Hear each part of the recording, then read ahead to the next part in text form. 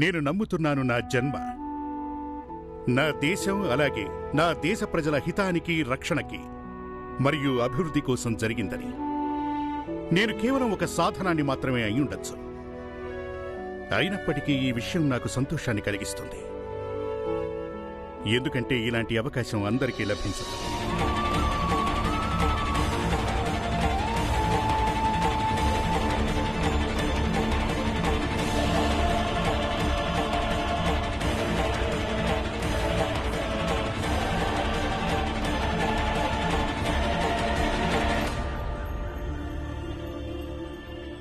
రామ్జీ, రామ్జీ, అక్క అక్క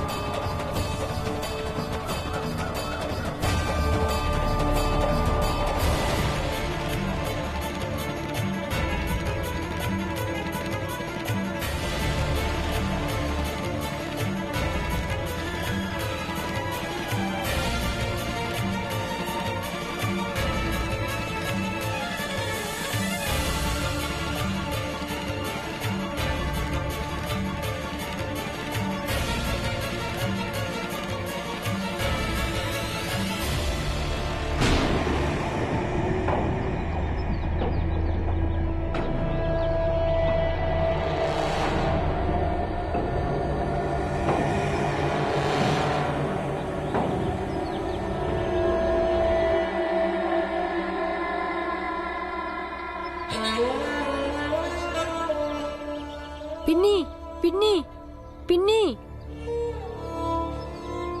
పిన్ని పిన్ని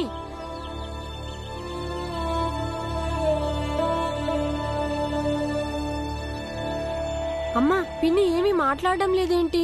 ఎందుకు? పిన్ని పిన్ని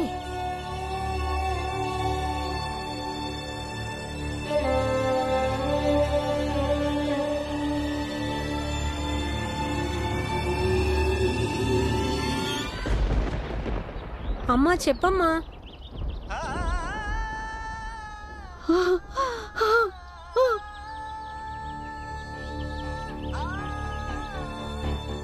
చెప్పమ్మా.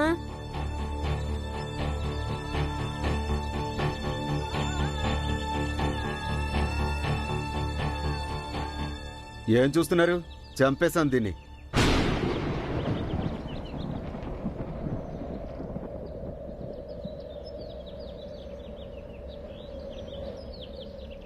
నువ్వేనా తనని చంపింది? నువ్వేనా? ఇతను కాదు, నేను చంపాను. నేనే చంపాను. నేనే చంపాను. నేనే చంపాను. నేనే చంపాను. నేనే చంపాను దాన్ని.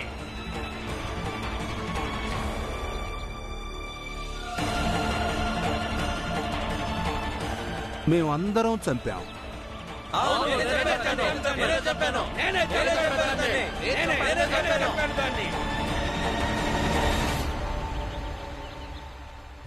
వెళ్ళి పోలీస్ ఇన్స్పెక్టర్కి చెప్పుకో, మేము అందరం కలిసి దీన్ని చంపేశామని. అందరినీ పట్టుకుని తీసుకెళ్ళగలిగితే తీసుకెళ్ళమని స్టేషన్కి. పదండి అందరూ. పదండి పదండి.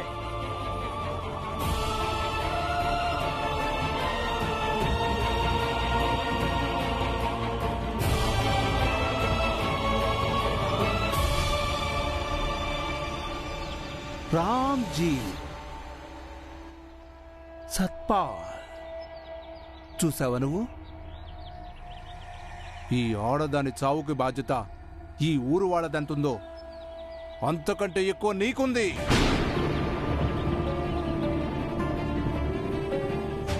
ఒకవేళ ఈ ఆడదాన్ని నువ్వు నీ ఇంట్లో పెట్టుండకపోతే అప్పుడు ఎక్కడో తిరిగి చచ్చుండేది. అప్పుడు కనీసం దీని కుటుంబ సభ్యులైనా దీనికి దహన సంస్కారాలు చేసుండేవాడు. నీ కారణంగా ఇప్పుడు ఈ ఆడదానికి ఎవరు దహన సంస్కారాలు చేయరు.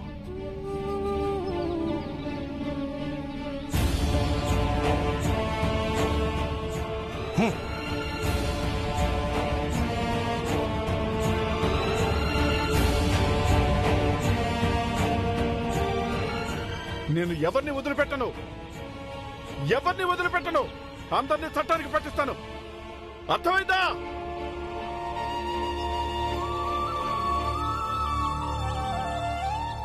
భీమాబాయ్, మీరు ఇక్కడే ఉండండి. నేను పోలీస్ ఇన్స్పెక్టర్ని పిలుచుకొస్తాను.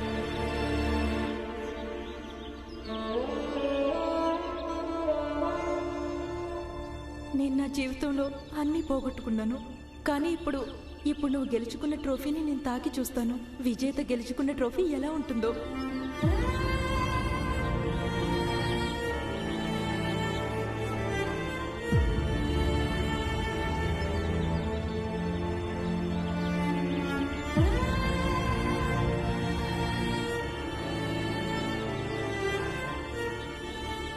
పిన్ని, చూసి చెప్పు ఎలా ఉందో అని. ఇదే నేను గెలుచుకున్నది, ఇదే ట్రోఫీ. చెప్పు పిన్ని. చెప్పవేంటి పిన్ని? చెప్పు పిన్ని, చెప్పు. అమ్మా, పిన్ని ఎందుకు మాట్లాడడం లేదు? నువ్వైనా చెప్పు.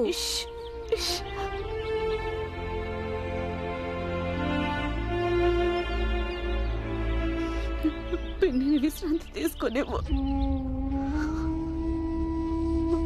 పిన్ని అలసిపోయింది. పరిగెత్తి దాక్కొని అలసిపోయింది.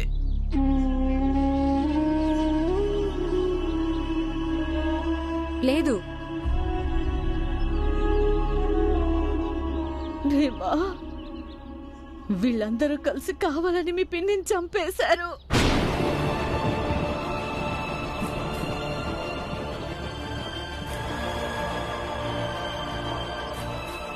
పిన్ని ఇక ఎప్పటికీ లేవదు, ఎప్పటికీ మాట్లాడదు. నీ ట్రోఫీని చూడను లేదు, తాకను లేదు.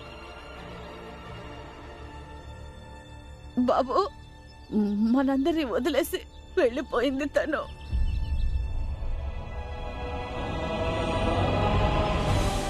అంటే మనం అందరం కలిసి పిన్నిని కాపాడలేకపోయామా?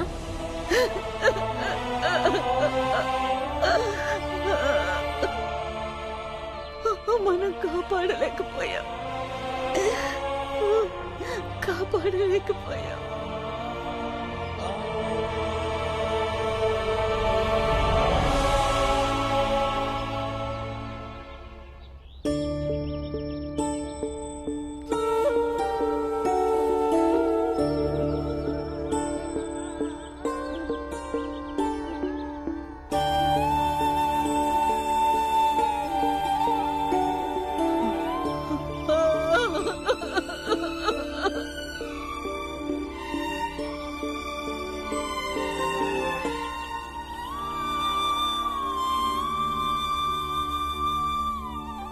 ఎక్కడికి రావాలి మేము? మీరే చెప్తున్నారు కదా అక్కడ గుంపులో అందరూ ఉన్నారని. నేను చంపాను అని. ఇప్పుడు మొత్తం గుంపులు తీసుకొచ్చి పోలీస్ స్టేషన్లో పెట్టాలా? మీరు ఆర్మీలో ఉన్నారు, చట్టాలు సెక్షన్లు తెలీదా మీకు? చూడండి, ఒక మహిళను బాహాటంగా హత్య చేశారు. అది పెద్ద నేరం. మీరు ఇక్కడ ఉన్నదే అందుకోసమే, నేరస్తులను పట్టుకోవడానికి, శిక్షలు వేయడానికి.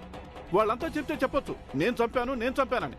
కానీ మీ డ్యూటీ అసలు నేరస్తుని పట్టుకోవడం. అందుకని మీరు రావాలి, ఆ నేరస్తుని పట్టుకోవాలి. అది మీ ధర్మం.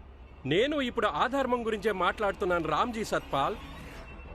అరే, అసలు మీ జాతి ఏమిటి? ఇప్పుడు ఏ జాతికి వ్యతిరేకంగా కంప్లైంట్ ఇవ్వడానికి వచ్చారు? అరే, గుప్పెడంత మంది ఉంటారు, మీరు గుప్పెడంత మంది. మరి అక్కడ పెద్ద సైన్యమే వచ్చి నిలబడతారు. చూడండి రామ్జీ, సమస్య కేవలం ఒకరి ప్రాణం పోవడమే కాదు, జాతికి, ధర్మానికి, ఇంకా సామాజిక పరంపరకి సంబంధించింది. ఇక విషయం ఎప్పుడైతే సమాజానికి చెందిందో అప్పుడు న్యాయస్థానాలు కూడా ఆచితూచి అడుగు వేయాల్సి ఉంటుంది. అర్థమైందా? కానీ సమాజం ఇప్పుడు రామ్జీ, మీరు వెళ్ళండి, తర్వాత చూస్తాం మేము ఏం చేయగలుగుతాము. తర్వాత అంటే ఏంటి మీ ఉద్దేశం? హత్య ఇవాళ జరిగితే మీరు తర్వాత చూస్తామంటారు అంటే ఈ లెక్కన నేరస్తులు బాహాటంగా తిరుగుతుండాలా? మాకు చట్టాలు నేర్పిస్తారా మీరు? మాకు మేమేం చేయాలని మేము చేస్తాం రామ్జీ. ఆ స్త్రీకి మీ ఇంట్లో ఆశ్రయం ఇవ్వాల్సిన అవసరం ఏమొచ్చింది? నన్ను అడిగితే సమస్య అంతటికి మూలం మీరే అంటాను. మీరు సైన్యంలో ఉన్నారుగా, మరి మీకు బాగా తెలిసే ఉండాలి. యుద్ధంలో చచ్చిపోయిన వాళ్ళది హత్య జరిగినట్టు కాదు, అలాగే చంపిన వాళ్ళనెవ్వరిని హంతకులు అనరు. అంటే ఇది యుద్ధమా? యుద్ధం లాంటిదే, యుద్ధమే. ధర్మం కాపాడుకోవడానికి యుద్ధం, జాతిని రక్షించుకునేదే యుద్ధం. సామాజిక యుద్ధం రామ్జీ, సామాజిక యుద్ధం. అందుకే అక్కడ అందరూ అంటున్నారు నేనే చంపాను అని, నేనే చంపానని. ఇక వెళ్ళండి మీరు. మీ మైండ్ చెడగొట్టుకోవద్దు, నాది చెడగొట్టొద్దు. చూడండి ఇన్స్పెక్టర్ గారు, మీరు రామ్జీ వెళ్ళండి.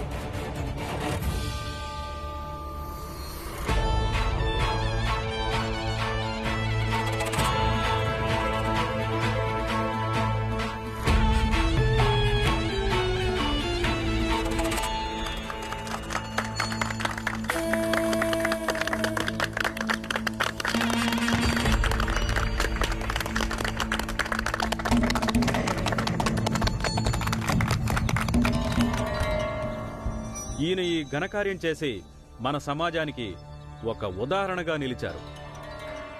సామాజిక ధర్మాన్ని రక్షించడానికి ఈయన తన సొంత భార్యనే బలిదానం ఇచ్చారు. ఈయన ద్వారా చేయబడిన ఈ కార్యం అతి ప్రశంసనీయమైనది. ఈయన చేసిన ఈ త్యాగాన్ని ఊరు మొత్తం జ్ఞాపకం ఉంచుకుంటుంది. ఎప్పటి వరకైతే సూర్యచంద్రులుంటారో సూర్యచంద్రులు ఉన్నంత వరకు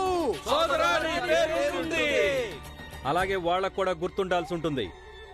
ఎవరైతే మన సంప్రదాయాల్ని, మన సామాజిక ధర్మాన్ని అశుద్ధం చెయ్యాలనుకుంటారో వాళ్ళని హెచ్చరించాల్సి ఉంటుంది. ఎవరైనా మనతో పెట్టుకుంటే వాళ్ళు మట్టిలో కలిసిపోతారని. అందుకని మనం ఇప్పుడు బాజా భజంత్రీలతో పాటు సోదరుడి ఘనతని ఊరంతా చాటింపు వేద్దాం, అభినందనలు తెలుపుదాం.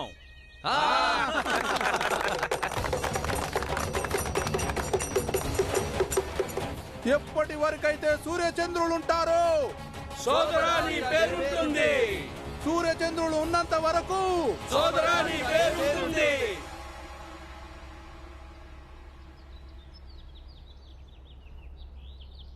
ఏమైంది? వాళ్ళు రారంట. వాళ్ళ దృష్టిలో ఇది హత్య కాదంట.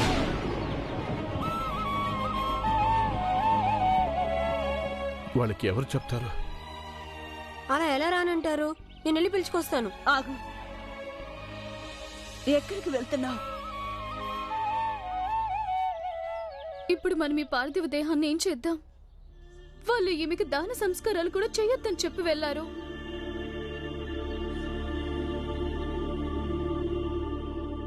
మనమే దహన సంస్కారాలు చేద్దాం. ఈమెకి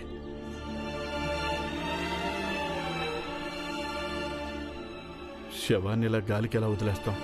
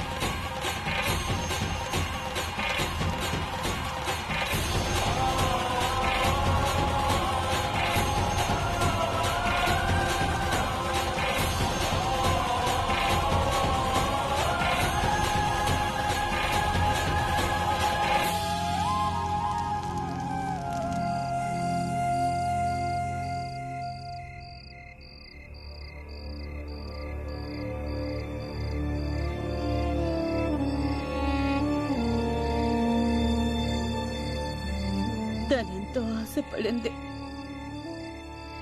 భీమా ఫస్ట్ వచ్చిన సంతోషాన్ని అందరితో పంచుకోవాలనుకుంది. కానీ ఏమైపోయింది?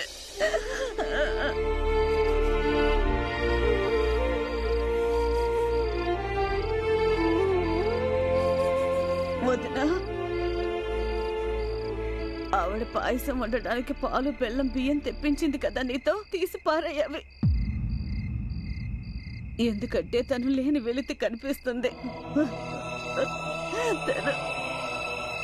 తను లేని వెలితి జీవితాంతం గుర్తుండిపోతుంది మనకి.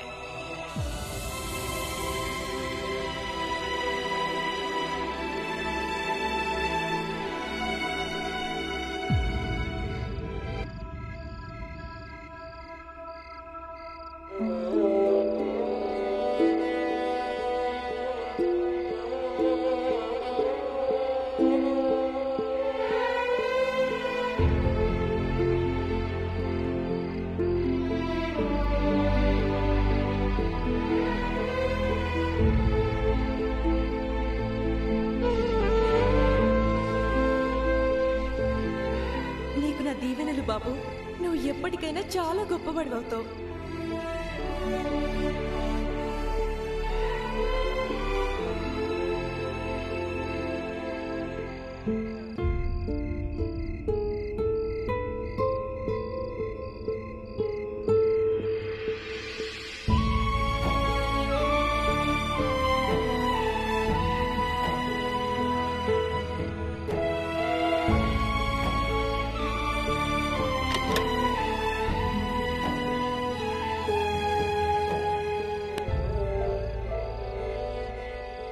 ఈ బట్టను కూడా నీతో పాటు తీసుకెళ్ళు. మళ్ళీ ఈ బట్టను మేము ఎవరి మేడకు చుడతాం?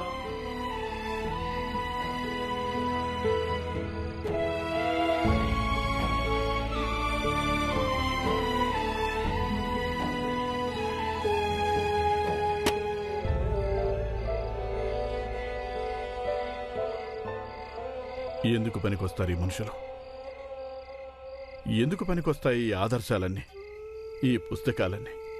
వీటిల్లో మానవత్వం గురించి పెద్ద పెద్ద మాటలు రాసిపెట్టారు. ఒక స్త్రీని బాహాటంగా హత్య చేశారు. కానీ మనుషులు వినోదం చూసినట్టు చూస్తూ నిలబడ్డారు. మరొప్పుడు ఈ పుస్తకాల వల్ల ఏం ప్రయోజనం?